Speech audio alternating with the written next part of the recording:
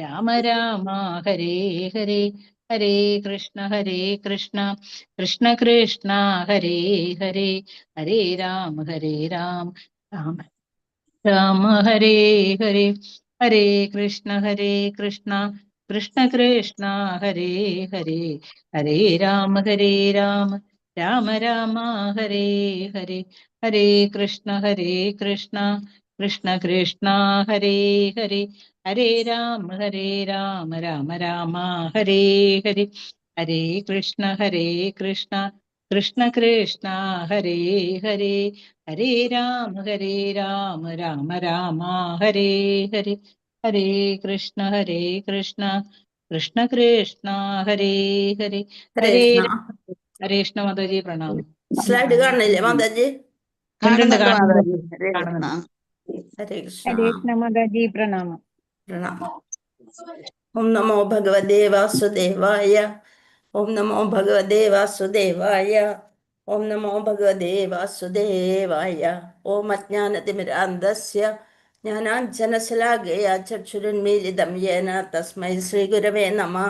ശ്രീചൈതന്യമനോഭീഷ്ടം സ്ഥാപിതം യേന ഭൂതലേ സ്വയം രൂപഗദാ മഹ്യം ദദാതി സ്വപദാന്തികം. വന്ദേഹം ശ്രീഗുരോൻ ശ്രീയുതപദകമലം ശ്രീഗുരോൻ വൈഷ്ണവാംശ ശ്രീരൂപം സാഗ്രജാതം സഹഗണ രഘുനാഥാന്യതം തം സജീവം സാദ്വൈതം സാവധൂതം പരിജനസഹിതം കൃഷ്ണ ചൈതന്യദേവം ശ്രീരാധാകൃഷ്ണപാദാൻ സഹഗണ ലളിതാ ശ്രീവിശാഖാംനിധം ഹേ കൃഷ്ണ കരുണാസന്തോ ദീനബന്ധോ ജഗത്പദേ ഗോപേശ ഗോപികാന്ത രാധാകാന്ത നമോസ്തുതേ. തപ്തകാഞ്ചന ഗൗരാംഗീ രാധേ വൃന്ദാവനേശ്വരി വൃഷഭാനുസുതേ ദേവി പ്രണമാമി ഹരിപ്രിയേ. വാഞ്ചാകൽപതരുഭ്യശ്ച കൃപാസിന്ധുഭ്യേവ ച പതിതാനാം പാവനേഭ്യോ വൈഷ്ണവേഭ്യോ നമോ നമഃ. നമാവോം വിഷ്ണുപാദായ കൃഷ്ണപ്രഷ്ഠായ ഭൂതലേ ശ്രീമതേ ജയപതാക സ്വാമിനിധി നാമിനെ. നമാചാര്യപാദായ നിധായ കൃപാപ്രദായിനെ ഗൗരഗദാമതായ നഗരഗ്രാമതാരിണേ.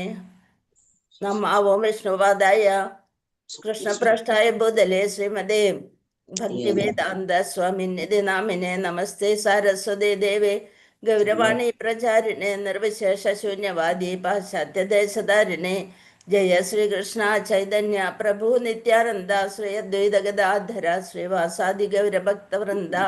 ഹരേ കൃഷ്ണ കൃഷ്ണ കൃഷ്ണ ഹരേ ഹരേ.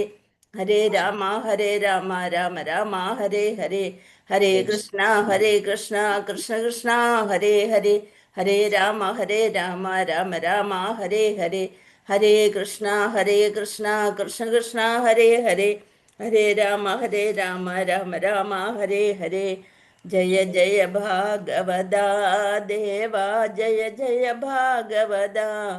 ജയ ജയ രാധാ കൃഷ്ണ സ്വരൂപ ജയ ജയ ഭാഗവത ദേവ ജയ ജയ ഭാഗവത.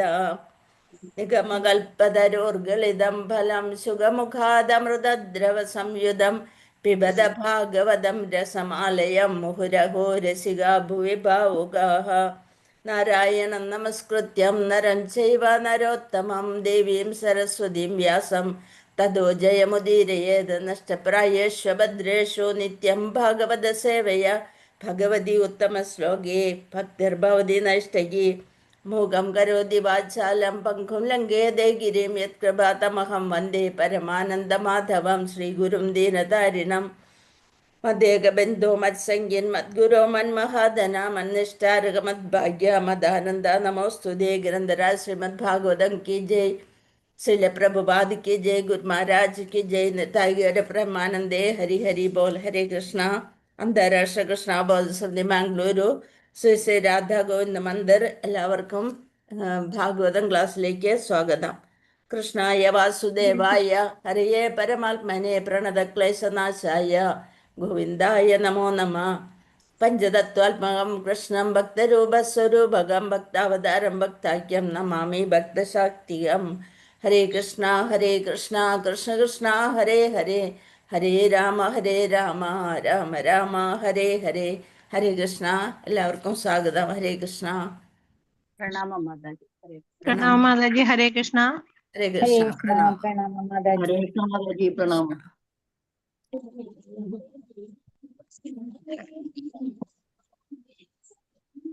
കൃഷ്ണ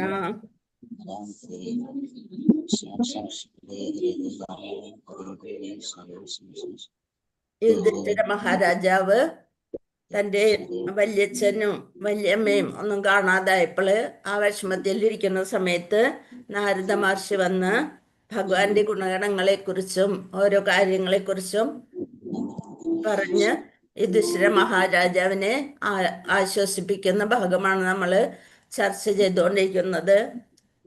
സ്കന്ധം 1 അധ്യായം 13 ശ്ലോകം 47. ഹരേ കൃഷ്ണ. ഓം നമോ ഭഗവതേ വാസുദേവായ. അഹസ്താനി സഹസ്താനം നാമപദാനി ചതുഷ്പദാം ഫൽഗൂനി തത്ര മഹദാം ജീവോ ജീവസ്യ ജീവനം. അഹസ്താനി സഹസ്താനം അപദാനി ചതുഷ്പദാം ഫാൽഗൂനി തത്ര മഹദാം ജീവോ ജീവസ്യ ജീവനം. അഹസ്താനി ഹസ്തരഹിതർ കൈയില്ലാത്തവർ, സഹസ്താനാം കരങ്ങളുള്ളവർ. അപ്പൊ അഹസ്താനി സഹസ്താനം. ഇനി അപദാനി പാദശൂന്യർ പാദമില്ലാത്തവര്. അപദാനി ചതുഷ്പദാം കാലുള്ളവർ. അപ്പൊ കൈയില്ലാത്തവര്, കൈകളുള്ളവര്, കാലില്ലാത്തവര്, 4 കാലുകൾ ഉള്ളവര്. ഫൽഗൂനി ദുർബലരായിട്ടുള്ളത്, ദുർബലരായവര്. തത്ര അവിടെ. മഹദാം ശക്തരായവരുടെ. ജീവഹ ജീവസത്യ സത്ത ജീവസ്യ ജീവസത്യയുടെ ജീവനം ഉപജീവനം. അതായത് കരങ്ങളുള്ളവര് കരങ്ങളില്ലാത്തവര് കരങ്ങളുള്ളവയ്ക്കും പാദശൂന്യങ്ങളായ ചതുഷ്പാദങ്ങൾക്കും ഇരയാകുന്നു. അതായത് ദുർബലര് കരുത്തരുടെ ഉപജീവനമാകുന്നു. പ്രകൃതിയിൽ അങ്ങനെയെല്ലാം ഭഗവാൻ തന്നെ എല്ലാം എല്ലാവർക്കും വേണ്ടി എല്ലാം പദ്ധതികളും തയ്യാറാക്കി വച്ചിരിക്കുകയാണ് അല്ലെ. കരങ്ങളില്ലാത്തവ കരങ്ങളുള്ളവയ്ക്കും പാദശൂന്യങ്ങളായവ ചതുഷ്പാദങ്ങൾക്കും ഇരയാകുന്നു. ദുർബലർ കരുത്തരുടെ ഉപജീവനമാകുന്നു. ഇപ്പൊ കരങ്ങളില്ലാത്തവ എന്ന് പറയുമ്പോ പക്ഷിമൃഗാദികളൊക്കെ പെടും. അത് കരങ്ങളുള്ളവയ്ക്ക് മനുഷ്യര് അവയൊക്കെ പിടിച്ച് ആഹാരമാക്കുന്നു. ഇനി പാദശൂന്യങ്ങളായവ, പാദം ഇല്ലാത്തവര്, അത് സസ്യ ലതാദികള് അല്ലെ, അത് ചതുഷ്പാദങ്ങൾക്ക് മൃഗങ്ങൾക്കൊക്കെ ഇരയാകുന്നു. ദുർബലർ കരുത്തരുടെ ഉപജീവനമാകുന്നു. ദുർബലർ ഏറ്റവും കൈയും കാലുമല്ല അതിൽ തന്നെ ദുർബലരായിരിക്കുന്നത് കരുത്തരുടെ, സിംഹത്തിന്റെ ഒക്കെ ഉപജീവനമാകുന്നു. ഒരു ജീവി മറ്റൊന്നിന് ആഹാരമാകുന്നു എന്നതാണ് സാമാന്യ നിയമം. അതാണ് ജീവിത ശൃംഖല എന്ന് പറഞ്ഞുകൊണ്ട് നമ്മൾ പഠിച്ചിട്ടൊക്കെ ഉള്ളത് അല്ലെ. ചെറിയ വസ്തുക്കള് അതിനേലും കുറച്ചും കൂടി കരുത്തുള്ളവരുടെ ഉപജീവനമാകുന്നു. അങ്ങനെ അതിനെ പിടിച്ചു തിന്നും. അതാണ് ആഹാര ശൃംഖല. അപ്പൊ വിവർത്തനം ഭാവാർത്ഥം ശ്രീലപ്രഭുപാദ്. ശ്രീലപ്രഭുപാദിക്ക് ജയ്. കരങ്ങളില്ലാത്തവ കരങ്ങളുള്ളവയ്ക്കും പാദശൂന്യങ്ങളായവ ചതുഷ്പാദങ്ങൾക്കും ഇരയാകുന്നു. ദുർബലർ കരുത്തരുടെ ഉപജീവനമാകുന്നു. ഒരു ജീവി മറ്റൊന്നിന് ആഹാരമാകുന്നു എന്നതാണ് സാമാന്യ നിയമം. ഭാവാർത്ഥം നിലനിൽപ്പിനായുള്ള പോരാട്ടത്തിൽ പരമേച്ഛയനുസരിച്ചുള്ള ക്രമനിബന്ധമായൊരു ഉപജീവന നിയമമുണ്ട്. ഇതെല്ലാം സമൂഹത്തിൽ അല്ലെന്നുണ്ടെങ്കിൽ നമ്മുടെ പ്രകൃതിയിൽ അതൊരു നിയമമാണ്. എന്തൊക്കെ പദ്ധതികൾ ആസൂത്രണം ചെയ്യുകയാലും അതിൽ നിന്ന് രക്ഷ നേടാൻ ആർക്കും സാധ്യമല്ല. നമ്മൾ വിചാരിക്കും നമുക്ക് വളരെ നല്ല കാലമാണ്, ഒരു ബുദ്ധിമുട്ടുമില്ല, ബാങ്കിൽ നല്ല ബാങ്ക് ബാലൻസ് ഉണ്ട്, എല്ലാവരും വളരെ ആരോഗ്യത്തോടു കൂടി ഇരിക്കണം. അങ്ങനെ നമ്മൾ ഓരോരോ പദ്ധതികൾ തയ്യാറാക്കും. പക്ഷെ പെട്ടെന്നായിരിക്കും എന്തെങ്കിലും സംഭവിക്കുക. എന്തൊക്കെ പദ്ധതികൾ നമ്മൾ ആസൂത്രണം ചെയ്യുകയാലും അതിൽ നിന്ന് രക്ഷ നേടാൻ ആർക്കും സാധ്യമല്ല. അത് ആരുടെ ഇച്ഛയ്ക്കനുസരിച്ചാണ്? പരമപുരുഷന്റെ ഇച്ഛയ്ക്ക് വിരുദ്ധമായി ഭൗതിക ലോകത്തിലേക്ക് ആഗതരായ ജീവാത്മാക്കൾ ഭഗവാന്റെ നിയുക്ത പ്രതിനിധിയായ മായാശക്തി എന്ന് വിശേഷിപ്പിക്കപ്പെടുന്ന പരമശക്തി, അതായത് ഭൗതിക ശക്തി, അതിന്റെ നിയന്ത്രണത്തിന് കീഴിലാണ്. നിയന്ത്രണത്തിന് കീഴിലാണ്. മാത്രവുമല്ല, ഈ ദൈവികമായ ബദ്ധാത്മാക്കളെ ത്രിവിധ ക്ലേശങ്ങളാൽ പീഡിപ്പിക്കുവാൻ ഉദ്ദേശിച്ചുള്ളതാകുന്നു. അതായത് ഭൗതിക ശക്തി ഏറ്റവും മനുഷ്യന് തരണം ചെയ്യാൻ വളരെ ബുദ്ധിമുട്ടാണ്, അല്ലെ? ഭഗവാന്റെ തന്നെയാണ് മമമായ ശക്തി ആണ്. അപ്പൊ ദുരത്യ ആ അതെ, അതിൽ നിന്നും രക്ഷ നേടാൻ ആർക്കും സാധ്യമല്ല. പിന്നെ എന്തും കൂടിയുണ്ട്, നിയുക്ത പ്രമായ ശക്തി എന്ന് വിശേഷിക്കപ്പെടുന്ന പരമശക്തിയുടെ നിയന്ത്രണത്തിന് കീഴിലാണ്. മാത്രവുമല്ല, ഈ ദൈവികമായ ബദ്ധാത്മാക്കളെ ത്രിവിധ ക്ലേശങ്ങളാൽ, ഏതൊക്കെയാണ് ത്രിവിധ ക്ലേശങ്ങള്? ആദിദൈവികം, ആദിഭൗതികം, ആധ്യാത്മികം. അതെ, ആദിദൈവികം, ആദിഭൗതികം, ആധ്യാത്മികം, അങ്ങനെയുള്ള 3 തരത്തിലുള്ള ക്ലേശങ്ങളാൽ പീഡിപ്പിക്കാൻ ഉദ്ദേശിച്ചുള്ളതാകുന്നു. ഭയങ്കര വെയില്, ഭയങ്കര മഴ, അല്ലെ? അങ്ങനെ ഓരോ ഉരുൾപൊട്ടല്, ഇതൊക്കെ എപ്പോ വരുന്ന നമ്മൾക്ക് മനസ്സിലാക്കാനേ സാധിക്കില്ല. അതിലൊന്ന് ശ്ലോകത്തിൽ വിവരിച്ചിരിക്കുന്നു: ദുർബലൻ കരുത്തന്റെ ഉപജീവനമാകുന്നു. കൂടുതൽ ബലിഷ്ഠനായ ഒരുവന്റെ കടന്നാക്രമണത്തെ പ്രതിരോധിക്കാൻ തക്കവിധം കരുത്തരല്ല ആരും. മാത്രവുമല്ല, ഭഗവാന്റെ പരമേച്ഛയനുസരിച്ച് ദുർബലർ, ശക്തർ, അതിശക്തർ എന്നിങ്ങനെ ക്രമനിബന്ധമായ വിഭാഗങ്ങളുണ്ട്. അങ്ങനെ 3 തരത്തിലുള്ള വിഭാഗങ്ങൾ തന്നെയുണ്ട്: ദുർബലര്, ശക്തര്, അതിശക്തർ. മനുഷ്യൻ ഉൾപ്പെടെയുള്ള ദുർബലരായ ജീവികളെ ഒരു കടുവ ഭക്ഷണമാക്കുന്നുവെന്നതിൽ വിലപിക്കേണ്ട യാതൊരു കാര്യവുമില്ല. എന്തെന്നാൽ പരമപുരുഷ ഭഗവാന്റെ നിയമമാണത്. നമ്മളുടെ ആയുസ് തീർന്നാൽ ഏത് വിധേനയെങ്കിലും അവിടെ ഒരു ശക്തൻ അല്ലെങ്കിൽ ഒരു അതിശക്തർ വന്നിരിക്കും. അവർക്ക് അടിമപ്പെട്ട് നമ്മുടെ ജീവിതം അവസാനിക്കും. അത് എന്താണ്? ഭഗവാന്റെ പരമേച്ഛ അനുസരിച്ചാണ്.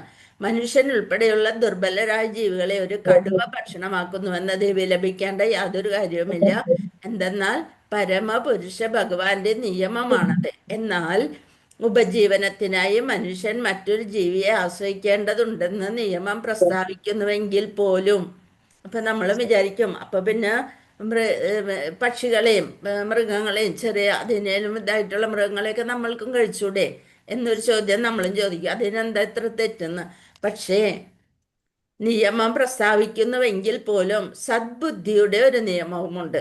നമ്മളുടെ ഉള്ളിലിരുന്ന് പരമാത്മാവായിട്ടിരിക്കണ, അപ്പൊ നമ്മൾക്ക് ബുദ്ധിയും എല്ലാം തരുന്നത് ആ ഭഗവാൻ തന്നെയാണ്. അങ്ങനെ ബുദ്ധിയുള്ളവര് എന്ത് ചെയ്യും? അവര് ജീവിച്ചു പൊയ്ക്കോട്ടെ എന്ന് വിചാരിക്കും. മൃഗങ്ങൾക്ക് അങ്ങനെ ബുദ്ധിയില്ല. ഇപ്പൊ ഒരു മനുഷ്യൻ പറഞ്ഞ അവൻ ജീവിച്ചു പൊക്കോട്ടെ എന്ന് എന്തായാലും കടുവ വിചാരിക്കൂല. അതാണ് മനുഷ്യനും മൃഗങ്ങളും തമ്മിലുള്ള വ്യത്യാസം. എന്താണ്? മനുഷ്യന് എന്തുണ്ട്? വിവേചന ബുദ്ധിയുണ്ട്. അതിനനുസരിച്ച് നമ്മൾക്ക് തോന്നാണ്. ഇപ്പൊ കുറെ പേര് നമ്മൾ ഇതൊക്കെ പറഞ്ഞാലും ഇവരൊന്നും നന്നാവാൻ പോണില്ല എന്ന് വിചാരിച്ചുകൊണ്ട് നമ്മളെ കളിയാക്കുള്ളൂ. ഇപ്പൊ ഇന്ന് ഒരു ഫംഗ്ഷന് പോയിരുന്നു. അതായത് ഒരു അസ്ഥി സഞ്ചയനമാണ്. അപ്പൊ അത് കഴിഞ്ഞിട്ട് എല്ലാവരും കാപ്പി കുടിക്കാൻ പോകുകയാണ്. അപ്പൊ വിളിച്ചപ്പോ ഞാൻ പറഞ്ഞു, നമുക്ക് എന്താണെന്ന്? ഏകാദശി നമുക്ക് ഏകാദശിയാണ്, അല്ലെ? അപ്പൊ വിളിച്ചപ്പോള് നമ്മളില്ല, നിങ്ങൾ പൊയ്ക്കോ എന്നൊക്കെ പറഞ്ഞു നോക്കി. അപ്പൊ വാ, ഇനി സമയമില്ല, വായോ എന്ന് പറഞ്ഞ് പിന്നെ വിളിക്കാണ്. അപ്പൊ ഞാൻ പറഞ്ഞു, എന്ത് പറഞ്ഞ്? ഏകാദശിയാണ്, അപ്പൊ അതുകൊണ്ട് ഇന്ന് കഴിക്കും. അപ്പൊ എൻ്റെ ഒരു കസിൻ്റെ മോൻ പറയാണ്, ഇതൊന്നും നന്നാവാന്ന് വിചാരിച്ചിട്ടില്ലേന്ന്. അവരൊന്നും നന്നാവാൻ വിചാരിച്ചവരല്ല എന്നും പറഞ്ഞുകൊണ്ട് നമ്മളെ കളിയാക്കിക്കൊണ്ടാണ് അവര് പോണത്. അപ്പൊ അതാണ്. അപ്പൊ നമ്മൾ പറയണതൊന്നും അവിടെ ഒരു ശരിയായിട്ട് അവർക്ക് തോന്നണേയില്ല. ശരിയല്ല. അല്ലെ? അപ്പൊ നമ്മുടെ ഒരു ഗൃഹത്തിൽ നിന്ന് വന്ന ആൾക്കാരാണെന്നുള്ളൊരു ബോധത്തോടെയാണ് വരുന്നത്. അപ്പൊ ഞാനിന്ന് കുറി അത്ര നീട്ടിയൊന്നും ഇട്ടില്ല. എന്ന് വെച്ചാൽ അവിടെ ചെല്ലുമ്പോ പല ചോദ്യങ്ങളാണ്. ഒന്നിലെ കണ്ടിമാല കണ്ടിട്ട് തന്നെ എന്താണ്, പിന്നെ കയ്യുമ്മൽ എന്താ ഇത് ജപിച്ച് കെട്ടിക്കണത്, അങ്ങനെ 100 ചോദ്യങ്ങൾ അതുണ്ട്. അതിന്റെ കൂട്ടത്തിലാണ് ഇതും കൂടി കേട്ടപ്പോൾ ഇതൊന്നും നന്നാവാനായിട്ട് പോണില്ല എന്ന് പറയുന്ന പോലെ. അപ്പൊ അതുകൊണ്ട് നമ്മൾക്ക് എന്തുണ്ട്? നമുക്കൊരു വിവേചന ബുദ്ധി തന്നിട്ടുണ്ട് ഭഗവാൻ. നമ്മളുടെ ഇഷ്ടത്തിന് നമുക്ക് ജീവിക്കാം.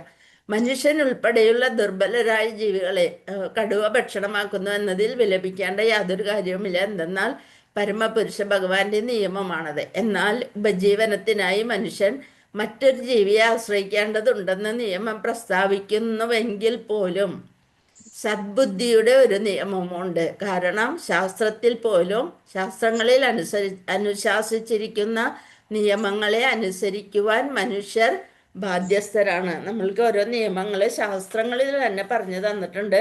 അത് വായിക്കാനുള്ള ഒരു ഭാഗ്യം നമ്മൾക്ക് കിട്ടിയതുകൊണ്ട് നമ്മളത് അനുസരിക്കുന്നു. മറ്റ് ജീവികൾക്ക് ഇത് അസാധ്യമാണ്. മനുഷ്യർ ആത്മസാക്ഷാത്കാരത്തെ ഉദ്ദേശിച്ചുള്ളവരാകയാൽ ആ ലക്ഷ്യപ്രാപ്തിക്കായി ആദ്യം ഭഗവാന് സമർപ്പണം ചെയ്യാത്ത ഒന്നും അവൻ ഭുജിക്കാൻ പാടുള്ളതല്ല. പച്ചക്കറികൾ, പഴങ്ങൾ, ഇലകൾ, ധാന്യങ്ങൾ എന്നിവയാൽ തയ്യാറാക്കിയ എല്ലാവിധ ഭോജ്യവസ്തുക്കളും തൻ്റെ ഭക്തരിൽ നിന്നും ഭഗവാൻ സ്വീകരിക്കുന്നു. വൈവിധ്യങ്ങളായ ഫലങ്ങൾ, ഇലകൾ, പാല് എന്നിവ ഭഗവാന് നിവേദിക്കാം. ആ ഭക്ഷ്യപദാർത്ഥങ്ങൾ ഭഗവാൻ സ്വീകരിച്ച ശേഷം ഭക്തന് പ്രസാദം ഭക്ഷിക്കാം. ഇതിനാൽ നിലനിൽപ്പിനായുള്ള പോരാട്ടത്തിലെ എല്ലാ ദുരിതങ്ങളും ക്രമേണ ശമിപ്പിക്കും. ഭഗവത്ഗീത 9:26 ഏറ്റവും പ്രധാനപ്പെട്ട ഒരു ശ്ലോകം ഏതാണത്? പത്രം പുഷ്പം ഫലം തോയം യോമേ ഭക്ത്യാ പ്രയച്ഛതി തദഹം അത്യുപഹൃത് അസ്നാമി പ്രയതാത്മന. അതാണ് പത്രം പുഷ്പം ഫലം തോയം യോമേ ഭക്ത്യാ പ്രയച്ഛതി. എങ്ങനെയാണ് ഭഗവാന് സമർപ്പിക്കേണ്ടത്?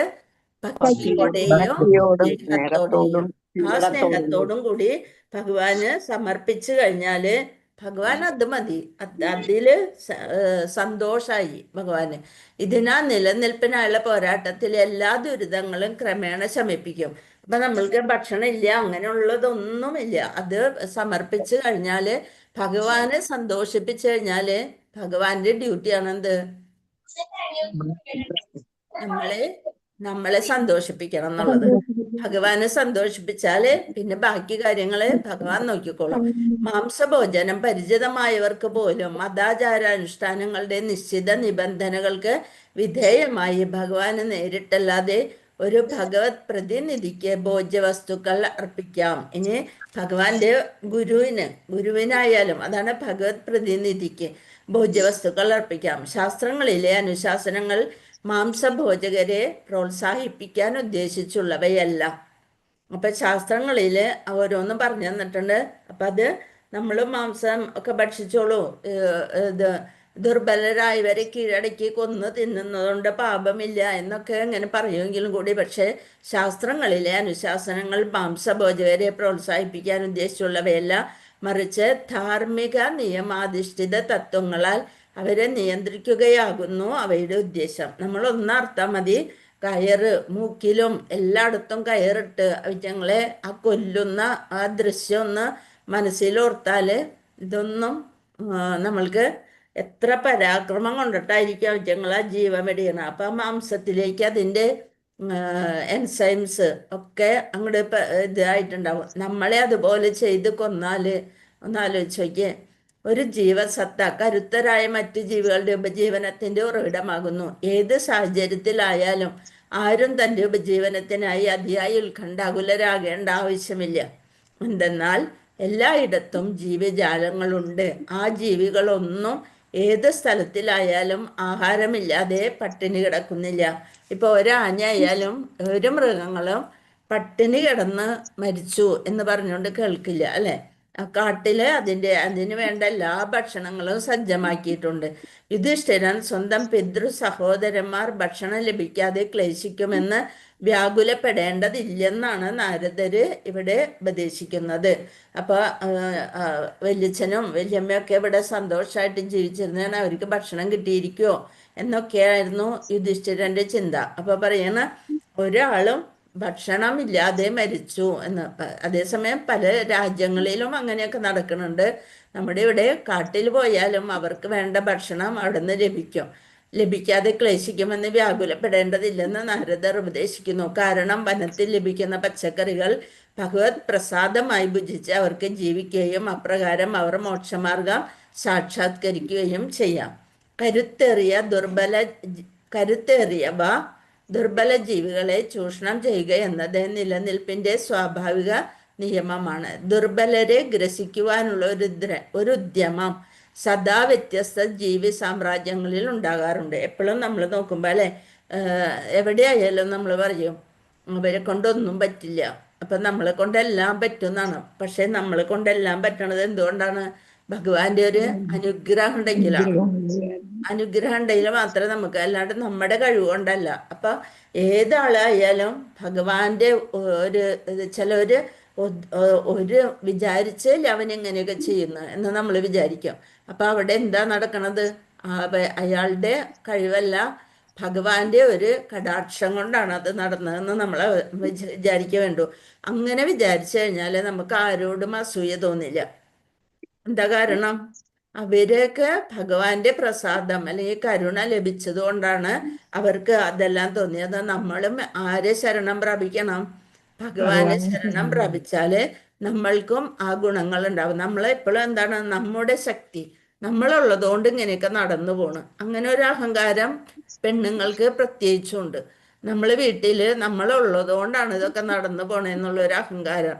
അല്ലെ ഞാനില്ലേ കാണായിരുന്നു എന്നൊക്കെ ഒരു വീമ്പ് പറച്ചിലുണ്ട് അല്ലെ. ശരിക്കും അതിൻ്റെ ഒന്നും ആവശ്യമില്ല. നമ്മളില്ലെങ്കിലും ഒരു 10 ദിവസം കഴിയുമ്പോഴത്തേനും, 10 ദിവസം വേണ്ട, നമ്മുടെ ആ അവസ്ഥ അവിടെ നിന്ന് മാറിപ്പോകും. നമുക്ക് മുകളിലിരുന്ന് ഇതൊക്കെ കാണാൻ പറ്റും. എന്തൊക്കെയാണ് നമ്മുടെ വീട്ടിൽ നമ്മൾ പോയതിന് ശേഷം നടക്കുന്ന കാര്യങ്ങളെന്ന് നമുക്കറിയാൻ സാധിക്കും. അപ്പൊ വിചാരിക്കും എന്ത് വിഡ്ഢിയായിരുന്നു നമ്മളിന്ന്. അപ്പൊ ഇപ്പോഴേ തുടങ്ങി അയ്യോ ഒരു മാറ്റത്തിന്, അങ്ങനെ ഒരു മാറ്റം ഉണ്ടാവും എന്നുള്ള പ്രതീക്ഷിച്ചുകൊണ്ട് ജീവിക്കുക. ഒന്നും ഒരു ചുക്കും ചുണ്ണാമ്പും എന്ന് പറഞ്ഞ പോലെ ഒന്നും നടക്കില്ല. നമ്മൾ പോയില്ലെങ്കിലും ഒരു കുഴപ്പമില്ല. അപ്പൊ അതുപോലെയാണ് ഈ പ്രവണതയെ തടുക്കുവാൻ ഭൗതികാവസ്ഥയുടെ കീഴിലുള്ള യാതൊരുവിധ കൃത്രിമ മാർഗങ്ങളാലും സാധ്യമല്ല. ആത്മീയ അനുശാസനങ്ങളുടെ പരിശീലനത്താൽ മനുഷ്യരുടെ ആത്മീയ അവബോധത്തെ ജാഗരമാക്കി മാത്രമേ ഇതിനെ തടുക്കുവാനാകൂ. എന്നാൽ ഒരു വശത്ത് ദുർബലരായ മൃഗങ്ങളെ കശാപ്പ് ചെയ്യുകയും അതേസമയം മറ്റുള്ളവരെ സമാധാനപരമായ സഹവർത്തിത്വം പഠിപ്പിക്കുകയും ചെയ്യാൻ ആത്മീയ നിയാമക തത്വങ്ങൾ മനുഷ്യനെ അനുവദിക്കുന്നില്ല. അപ്പൊ മറ്റുള്ളവരെ സമാധാനപരമായ സഹവർത്തിത്വം പഠിക്കുകയും ചെയ്യാൻ ആത്മീയ നിയാമക തത്വങ്ങൾ മനുഷ്യനെ അനുവദിക്കുന്നില്ല.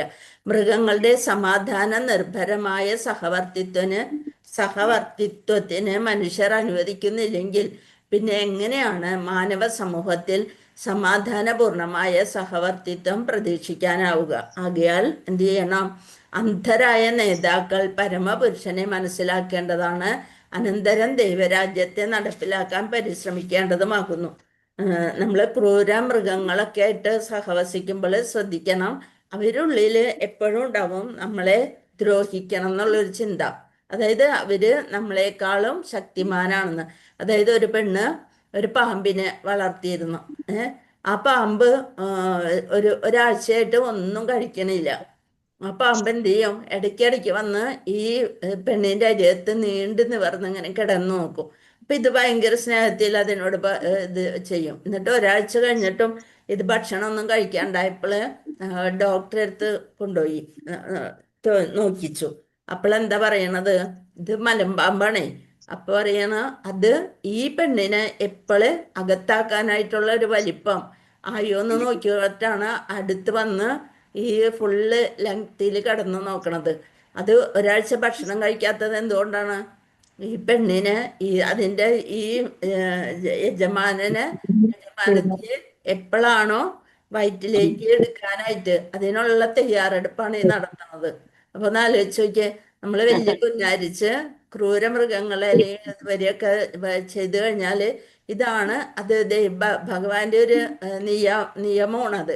അവര് എപ്പോഴെങ്കിലും അത് ശ്രദ്ധിച്ചുകൊണ്ട് ഇരിക്കും. എപ്പോഴാണ് അവർക്ക് ഒരു സമയം കിട്ടി നമ്മളെ അകത്താക്കാൻ നടക്കും. അപ്പൊ അതുകൊണ്ടാണ് ക്രൂരമൃഗങ്ങളെ ഒന്നും നമ്മൾ ഒരിക്കലും വിശ്വസിക്കാൻ പാടില്ല അല്ലെ.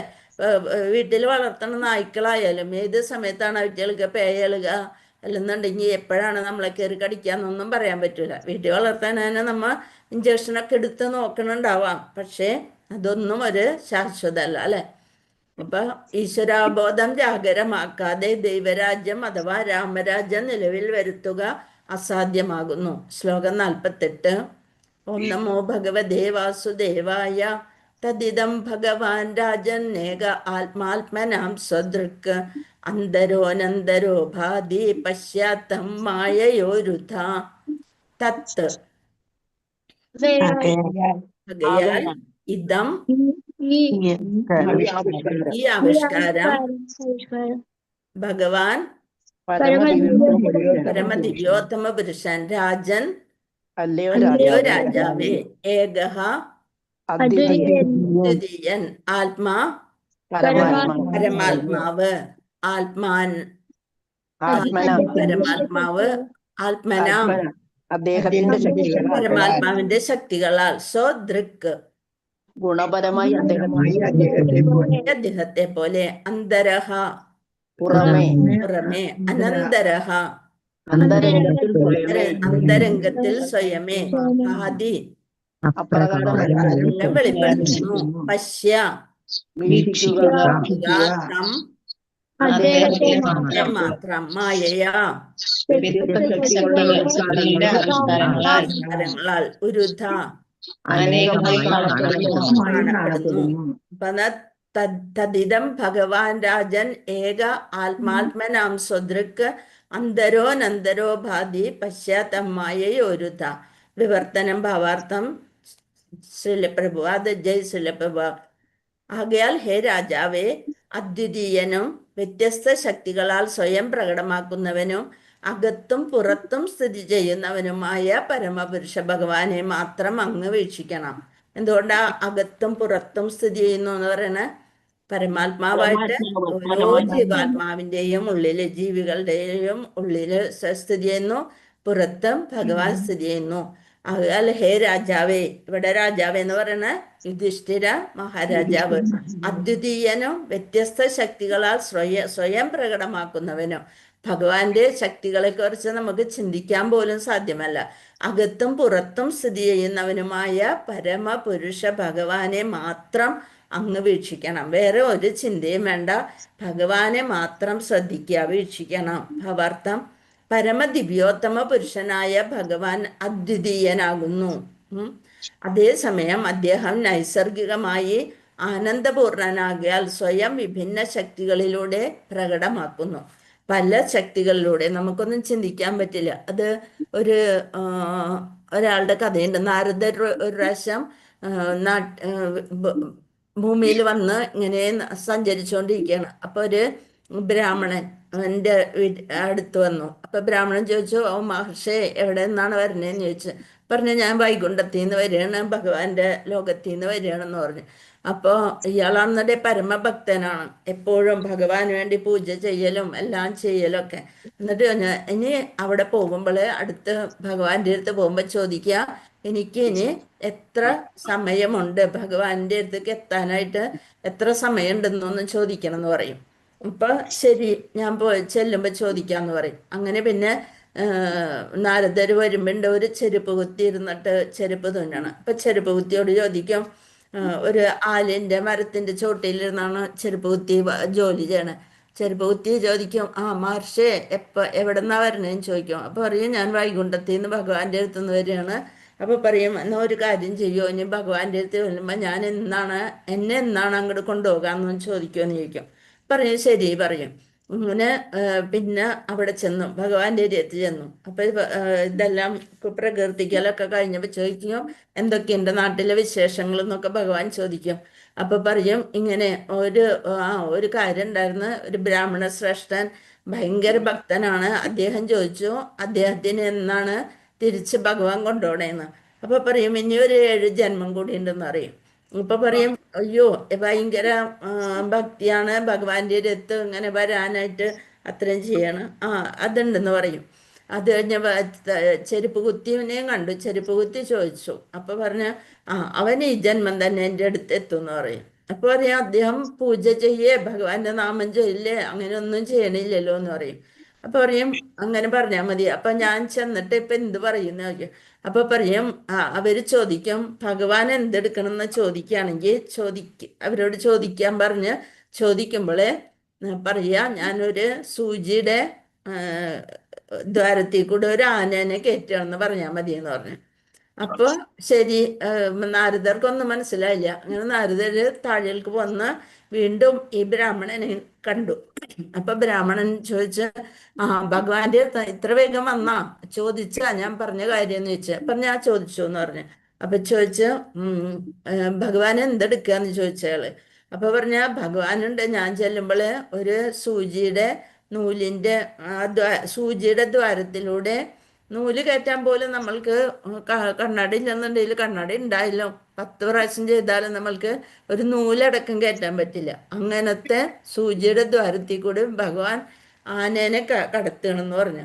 അപ്പൊ ഇത് കേട്ട വഴിക്ക് ബ്രാഹ്മണൻ പൊട്ടിച്ചിരിച്ചു. എന്നിട്ട് പറഞ്ഞു, ഇതൊക്കെ എങ്ങനെ നടക്കുക എന്ന് ചോദിച്ചോണ്ട് കളിയാക്കി. അപ്പൊ ചോദിച്ചു, ഞാൻ ചോദിച്ച കാര്യം ചോദിച്ചാ. അപ്പൊ പറഞ്ഞ, ഒരു 7 ജന്മം കൂടി കഴിയണം എന്ന് പറഞ്ഞെന്ന് പറഞ്ഞു. അങ്ങനെ പിന്നെ അടുത്ത ചെരുപ്പൂത്തിന്റെ അടുത്ത് വന്നു. ചെരുപ്പൂത്തിയോട് പറഞ്ഞു, ചെരുപ്പൂത്തി ചോദിച്ചു, ഭഗവാനെ കണ്ട, ഭഗവാൻ എന്തെടുക്കണമെന്ന് ചോദിച്ചു. അപ്പൊ പറഞ്ഞു, ഇങ്ങനെ ഒരു സൂചിയുടെ ദ്വാരത്തിൽ കൂടെ ഒരു ആനേനെ കയറ്റാന്ന് പറയും. അപ്പൊ പറയാ, അതിനെന്താ, ഭഗവാനെ കൊണ്ട് എന്താ സാധിക്കാത്തത് എന്ന് പറയും. അപ്പൊ ചോദിക്കും, അതെന്താ നീ അങ്ങനെ പറഞ്ഞത്? പറഞ്ഞതേ, ഞാനിരിക്കണ വൃക്ഷം ഒരു ആൽവൃക്ഷമാണ്. ഒരു നേരിയ ഒരു ചെറിയ വിത്തിൽ നിന്നാണ് ഇത്ര വലിയ ആൽവൃക്ഷം ഭഗവാൻ ഉണ്ടാക്കിയിരിക്കണത്. അപ്പൊ പിന്നെ ഭഗവാൻ എന്താ നടക്കാത്തത് എന്ന് ചോദിക്കും. അപ്പൊ എന്താണ് അവിടെ കണ്ടത്? വിശ്വാസം, അല്ലെ? ഭഗവാന് എന്തും ചെയ്യാനുള്ള ശക്തി ഉണ്ടെന്നുള്ളത് വിശ്വാസം. അപ്പൊ അതുകൊണ്ടാണ് ഭഗവാനിൽ അത്രയും ഉറച്ച് നമ്മൾ വിശ്വസിച്ച് കഴിഞ്ഞാല് എവിടെ എത്തും?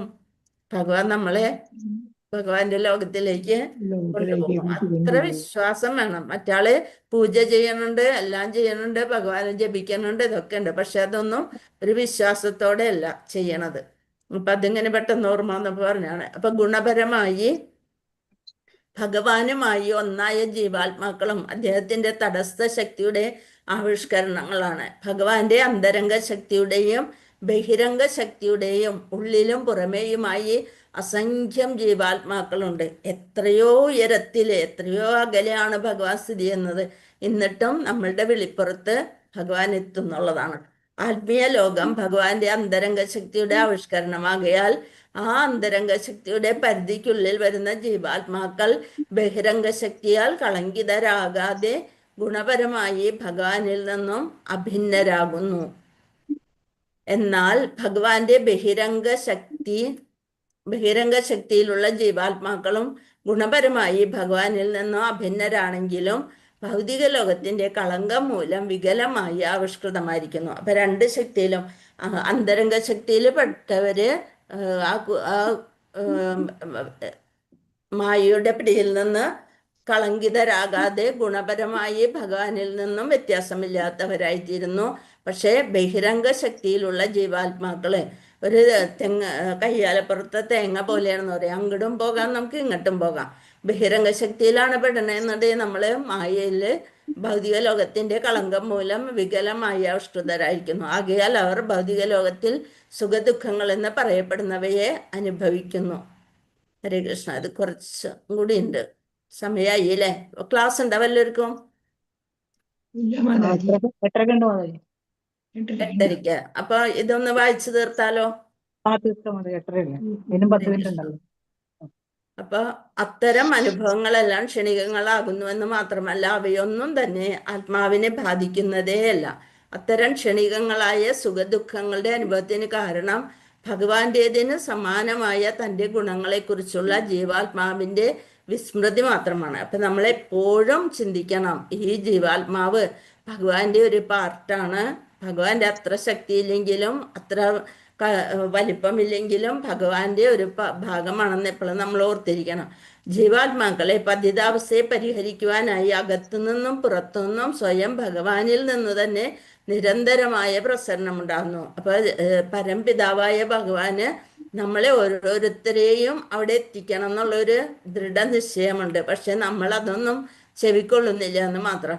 എങ്ങനെയോ ഒരു ഭാഗ്യം കൊണ്ട് ഈ ശാസ്ത്രഗ്രന്ഥങ്ങളൊക്കെ വായിക്കാനുള്ള ഒരു അവസരം നമ്മൾക്ക് കിട്ടുന്നു. അപ്പൊ അത് നമ്മൾ പരമാവധി പ്രയോജനപ്പെടുത്തണം. ജീവാത്മാക്കളെ ഭഗവാൻ അന്തരംഗസ്ഥനായ കേന്ദ്രീകൃത പരമാത്മാവായി നിന്ന് തിരുത്തുന്നു. തൻ്റെ ആവിഷ്കൃത രൂപങ്ങളായ ആത്മീയ ആചാര്യനായും പ്രതിനിധിയായിരിക്കും ആചാര്യനായിട്ട് വെളിപ്പെടുത്തപ്പെട്ട ശാസ്ത്രങ്ങളിലൂടെയും ഭഗവാൻ ജീവാത്മാക്കളെ ബാഹ്യവർത്തിയായി നിന്നുകൊണ്ട് തിരുത്തുന്നു.